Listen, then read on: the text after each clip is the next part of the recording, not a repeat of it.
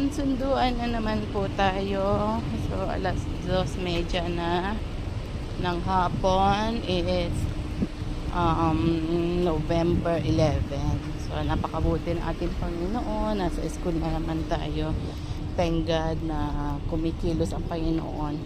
Tama yung prayer ng isang matuwid na tao ay dinidinig ng Panginoon. And prayer is a powerful, no? Yung panalangin natin, yung mga tao na nagkaisa, tayong lahat na nanalangin sa ating bansang Pilipinas, at tinugon po niya yan. Kaya nawala at nabasag ang typhoon, at yan maliit-liit na lamang.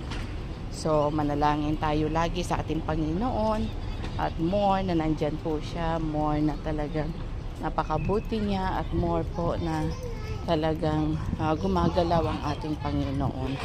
So maraming salamat sa Panginoong Diyos sa pag-help niya, sa pagtulong niya sa lahat, at napakabuti po niya. Okay, yan po yung atin. Uwian na talaga, no? Maga umuwi yung mga So glory to God sa lahat ng blessing. Credit belong to God. Purihin po natin ating Panginoon. Bigyan po lagi po tayo, sabi niya sa Thessalonians, na in everything give thanks. No, bigyan natin ng kapurihan ng ating Panginoon. Magpasalamat tayo lagi. No matter what, no dumaan man mga bagyong, pero andyan pa rin ang ating Panginoon na napakabuti po ng ating God. Glory to His name. Glory to His name.